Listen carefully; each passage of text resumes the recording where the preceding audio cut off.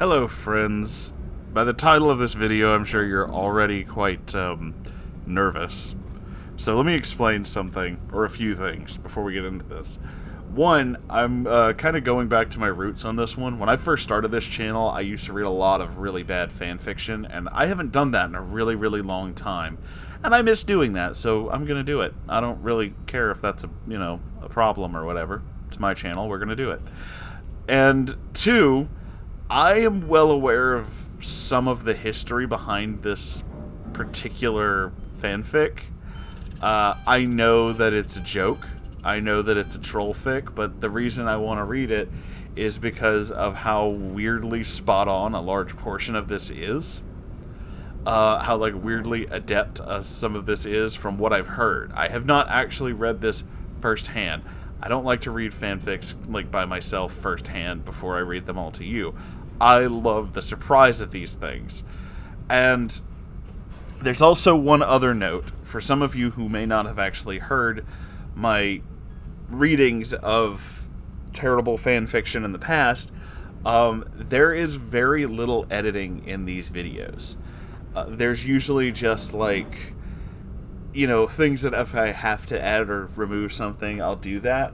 But I tend to read these just as is. So I may end up stumbling over lines, rereading lines, so on and so forth. But that is the absolute joy of stories like this. So, let us begin with Chapter 1 of Hogwarts School of Prayer and Miracles.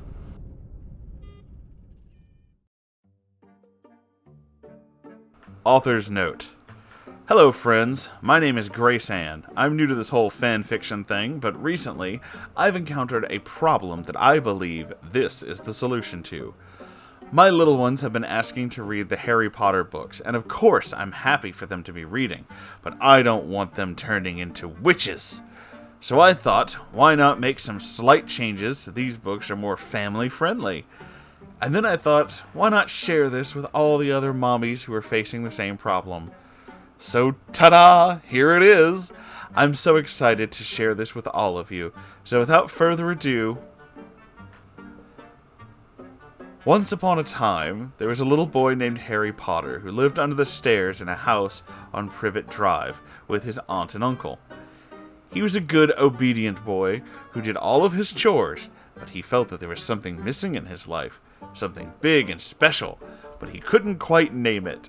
He stayed up every night and wished for this special something, but then one day, there was a knock at his door, and everything changed. I know what the twist is, and I'm so excited to share it with all of you. "Answer the door, Harry," said his Aunt Petunia. A career woman barked from her armchair where she sat with her feet up. She had short, curly blonde hair and never wore any makeup. Uncle Vernon nodded sheepishly from the kitchen and put a tray of moist, chocolatey brownies in the oven. Shouldn't you be doing that? Harry thought, but he was a very obedient young boy, so he answered the door right away.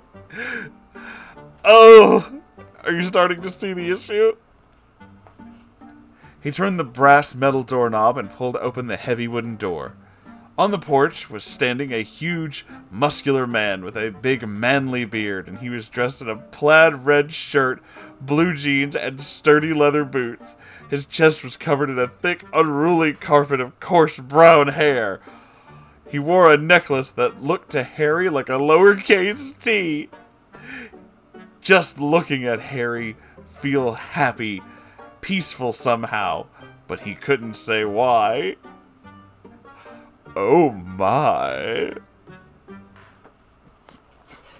"Good morning, kiddo," the man greeted amiably. The man greeted amiably?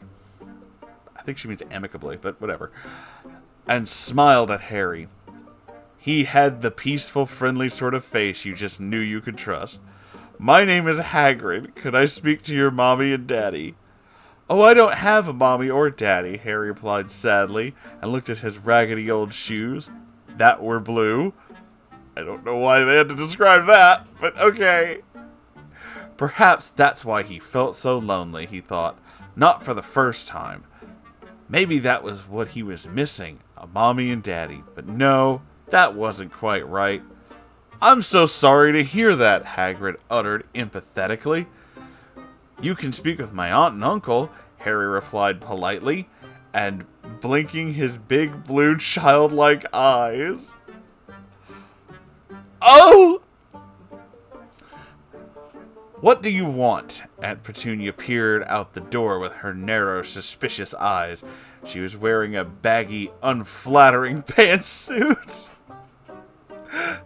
Hello, neighbor. I was wondering if you've been saved. Hagrid exclaimed brightly and tipped his wide-brimmed straw cowboy hat. Oh, Lord! Oh, here we go! Aunt Petunia laughed gravely. Laughed a gravely laugh. Not gravely, gravely. And leaned forward on her sturdy, practical boots. Everybody's wearing boots. Saved? Don't tell me you're one of those Christians. Harry did not know what that word meant, but Hagrid's smile was the most peaceful smile he'd ever seen. It made Harry feel like warm, happy inside, just seeing the glowing, radiant grin on the kind, friendly stranger's face. He wondered why Aunt Petunia and Uncle Vernon did not smile like that. Hagrid's a little bit fucking creepy. Yes, I am, Hagrid replied kindly. Are you? Aunt Petunia laughed again and stuck her pointy, sharp nose up in the air. We're too smart for that!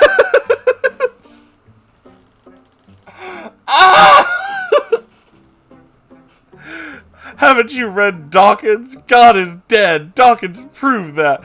Would you like us to educate you on the Dawkins? On the Dawkins! Oh! What is a Christian? Harry queried innocently and scuffed his shoe on the shaggy yellow carpet, which had not been vacuumed in quite some time. Well, that's the fucking worst, isn't it, Harry? Christians are people who want to be good, Hagrid explained wisely, and crouched down so he was on eye level with Harry. We want to go to heaven after we die. Do you know what heaven is, Harry? I feel like Chris Hansen ought to be coming into this scene any second now. Harry shook his head. His big eyes were wide and curious. What is with this woman in the eyes? Heaven is a beautiful place where we can be with God. Aunt Petunia smacked her hand over Harry's young ears. Her voice was sickly sweet, and she said, Thank you very much for your concern, sir, but he does not need your religion. He has science and socialism and birthday.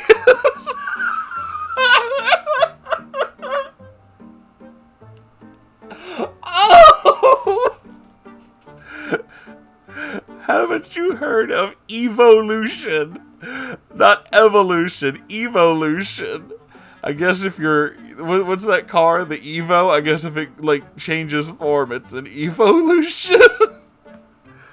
Oh my god. This is too magical. I have a very good textbook on evolution that I could give you on it if you would like to learn things. I like how she has to capitalize the word evolution every time. It's too good. Hagrid laughed wisely. Evolution is a fairy tale. You don't really believe that, do you? I just imagine them going, like, giving that look, like, come on now. Come on. Yes, I do, Aunt Petunia screeched. Well, then prove it. Aunt Petunia could only stare at her.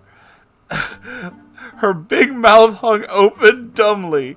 Here she thought she was so educated and always demanded that Christians prove what they believed in, but she couldn't even prove her own religion. Oh! We have to prove evolution is a religion. It was then that Harry knew who the smart one was here. Oh my god. Tell me how to get to this heaven place, Harry cried wistfully, clasping his hands together. Sometimes the wisdom of little ones is really amazing. We think we grown-ups know it all, but then God speaks through the mouths of little ones and shows us how we are all mortals struggling along the path of life. Humility.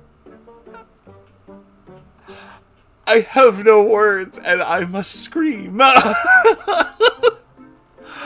All you have to do is be saved. Do you want to be saved? Why is every question Hagrid asks just sound like something that's going to be asked by someone who owns a windowless van? This is the impression I'm getting, like, super hardcore from this. I do, Harry squealed, jumping up and down. Then pray the sinner's prayer. Aunt Petunia tried to stop him, but she was powerless against Harry's pure, innocent, holy energy. I imagine she just gets vaporized by his awesome prayer power. I imagine he, like, clasps his hands together in prayer so hard, it's like that fucking with that thing from Street Fighter, Sonic Boom, and she just flies across the room.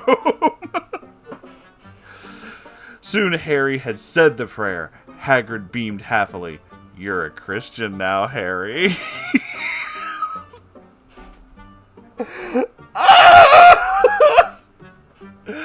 Hagrid cried proudly. Harry smiled, but then interrogated. But how do I be a Christian? I do not... I don't know how! What? Is this like a fucking Christian infomercial? I just imagine, like, you know those fucking, you know the ones where it's just, like, I don't know why, but in my head, I just imagine someone, like trying to give, like, the Eucharist, like, they're trying to give communion, and they're just dropping wafers everywhere, just like, but how do I be a Christian? There's got to be a better way. It's just, like, this fucking writing is killing me. It's so good. Oh god, it's giving me life. How do I be a Christian, Hagrid? I don't know how. Hagrid grinned widely. There's only one place to learn that. Hogwarts School of Prayer and Miracles. Oh, author's note. So what do y'all think? I may not be a professional writer, but I think I am being given the talent to pull this off in service of a greater mission, smiley face. Blessings, Grace Ann.